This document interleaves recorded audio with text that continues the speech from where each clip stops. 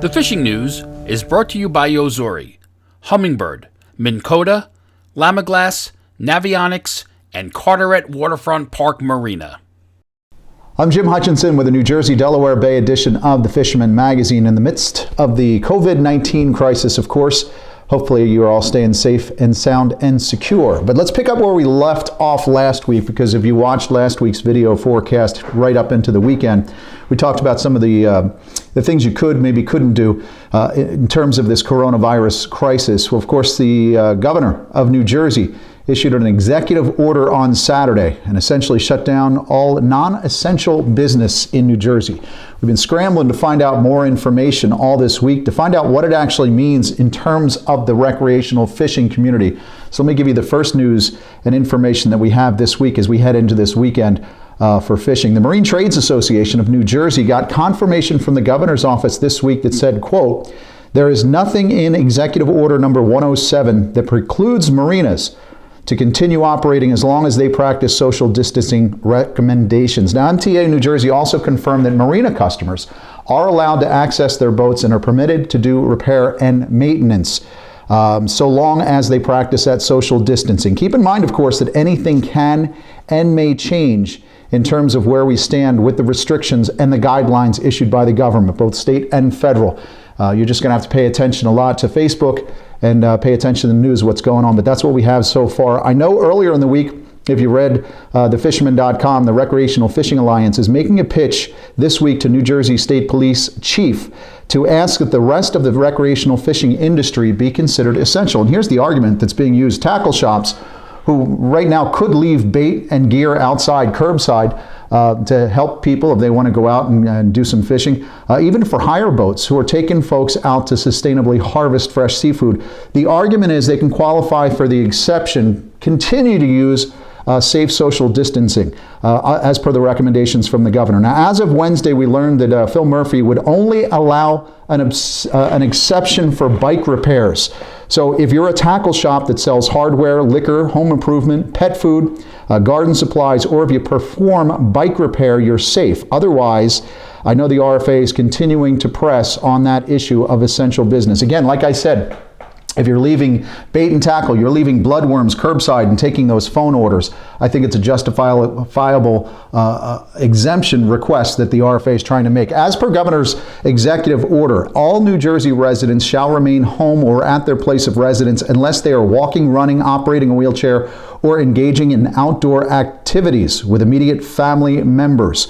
We need to adhere to these restrictions and advice from the government, of course, wherever and however possible to flatten out that curve and ensure medical facilities are not overindulged with too many cases of this coronavirus. However, practicing social distancing while tossing lures, perhaps dunking baits, is an outdoor activity and one that can provide sustenance, a great way to avoid additional contact with larger groups of people in the supermarket, for example. Again, conditions and restrictions are subject to change as we update folks as the coronavirus, COVID-19, impacts our recreational fishing community.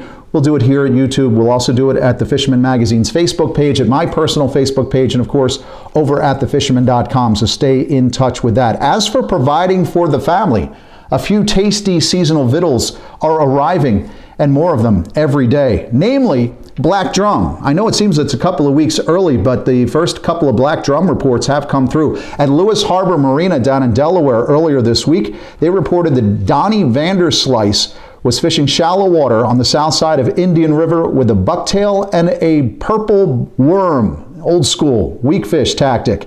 Danny also said there were loads of stripers around there at Indian River as well.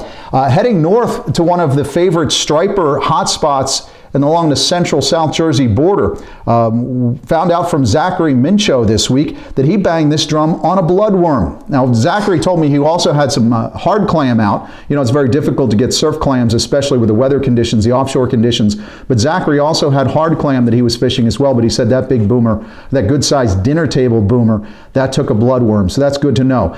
It sure seems that we are a week, 2, maybe even 3 ahead of schedule right now. Herring, bunker, they're in pretty thick. Saw bunker in pretty thick on Great Bay this past Saturday.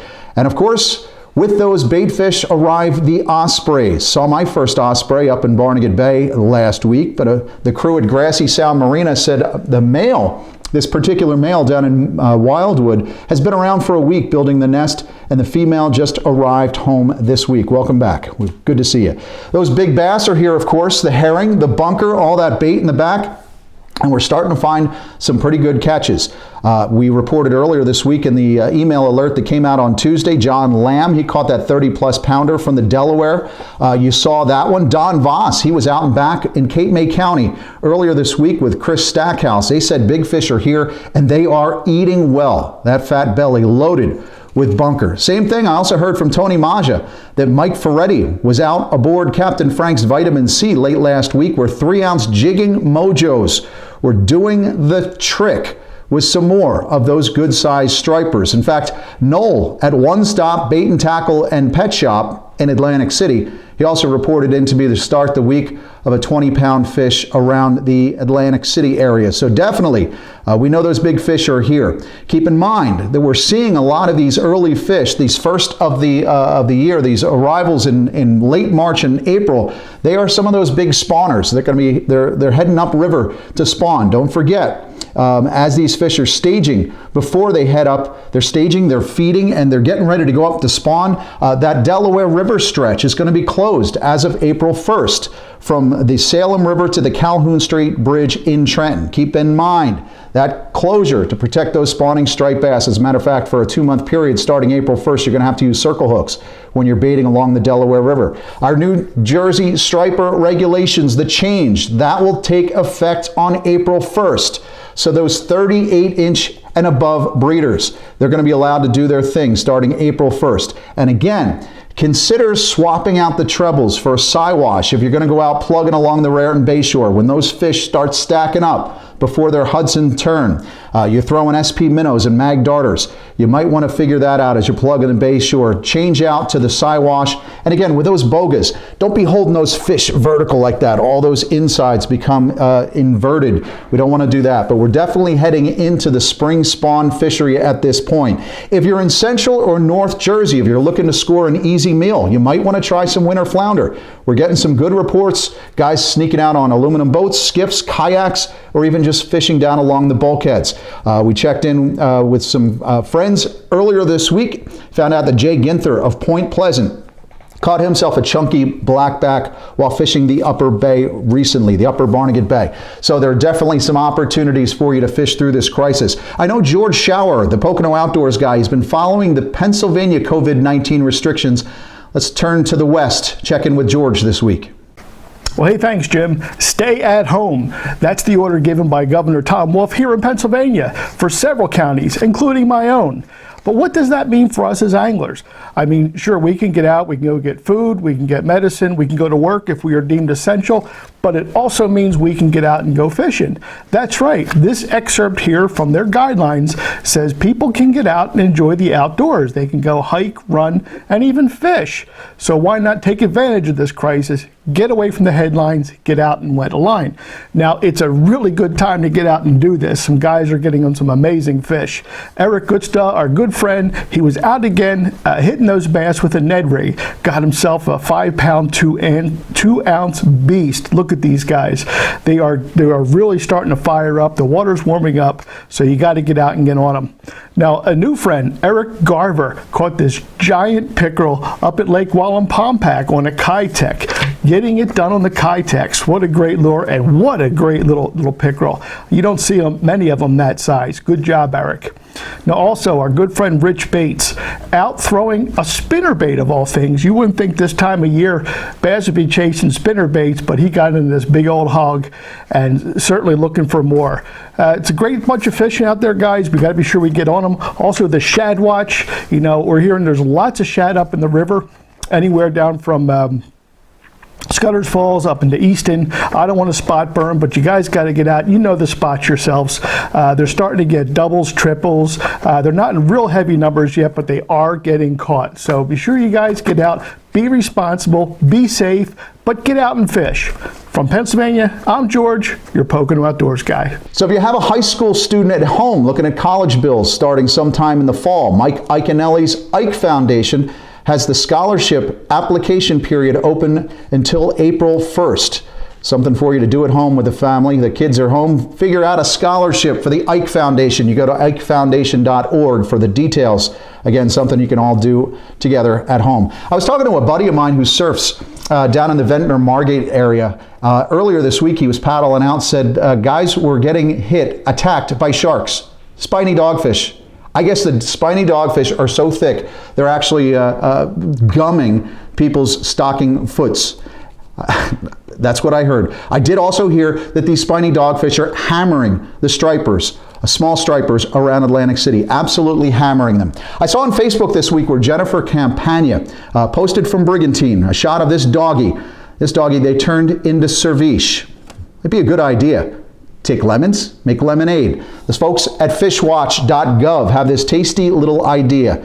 Just remember, if you're going to keep those spiny dogfish, eviscerate them right away, gut them, take off the head, and ice them up immediately to prep that meat for a little later on. That's good advice if you get piled up with the spiny dogfish. Now, if you're looking to hit those front beaches along the Jersey Shore, make sure you check first with the town or municipality. Check their website, check their social media accounts. Some of the beaches and boardwalks, especially in the more popular Jersey Shore towns, they're closed. They are closing these areas because there's too many folks that are up there visiting. So again, if you're going to try to get out there on those frontside beaches, make sure you check with the municipal website or look for their social media account through Facebook. I've heard of fishermen and park goers being asked to leave in some areas. I heard it happen at Island Beach State Park this week. As long as you're social distancing, keeping safe distances, you should be safe. Just be smart when you're out there. And if one of the authorities asks to leave, just follow the advice. Could be any number of things. But as far as we know, Island Beach, for example, is open. They're not charging any fees at this point. You want to be safe as you're traveling along there. Same thing with Sandy Hook if you're going to Corson's. You know, most of the recommendations are to enjoy yourself outdoors, but make sure you're practicing those social distancing procedures. A good message and a reminder out of Delaware to avoid close contact activities. The DNREC recommends, quote, instead fish. How about that? Hey, Trenton, wake up. Listen to what Delaware's doing. I'd like to see more of that.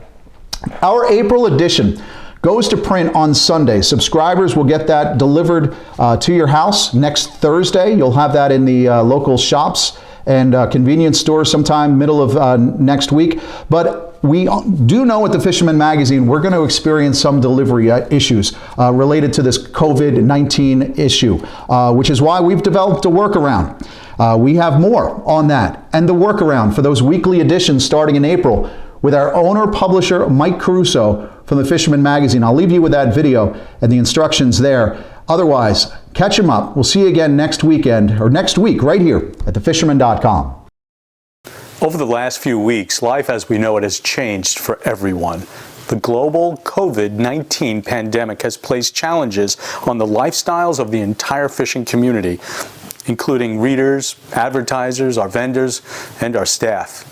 First and foremost, we wish you, our fisherman family, safety, good health. Better days are most definitely ahead of all of us. Efforts to control the spread of coronavirus have resulted in non-essential business closures in many states within our readership area. And with quarantines and school closures, the entire country, but especially the Northeast, is in lockdown mode. Our weekly printing and delivery system is especially vulnerable to a major slowdown in production and delivery of the print magazine. As a result, weekly newsprint issues will cease for the foreseeable future and be replaced with an enhanced digital magazine available to subscribers online at thefisherman.com. Not to worry, we're hard at work publishing your magazine, and that will never stop. The digital magazine version will ensure that you receive timely fishing reports to the best of our capabilities, features, news, and the images as our spring fishery explodes into action. There's no change with our monthly print magazine, and it will continue to be mailed to you.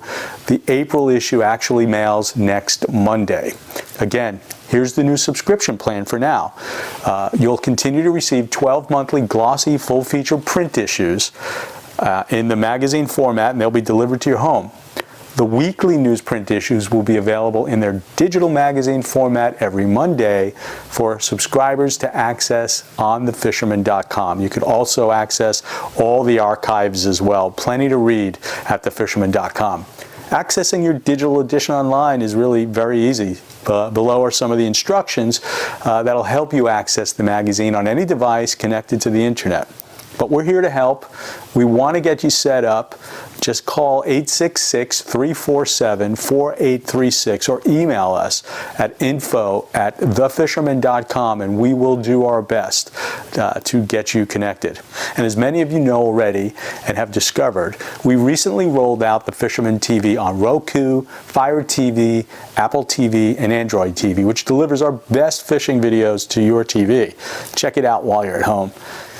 I thank you for your support now. I thank you for your support in the future.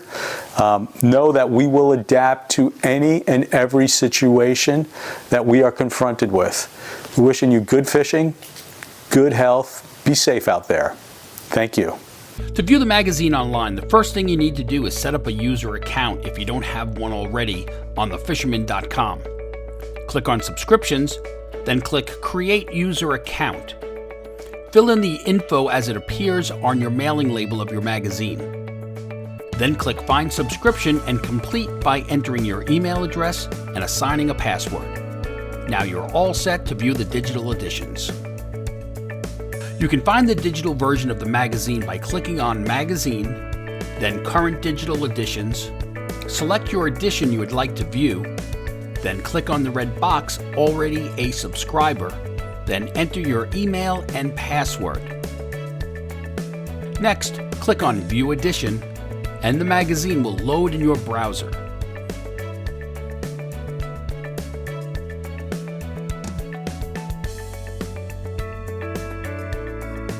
If you need to zoom in, select the magnifying glass on the bottom. You can also pinch and zoom on devices that support touchscreens. If you have any issues, you can always call the Fisherman at 866-347-4836 or email us at info@thefisherman.com.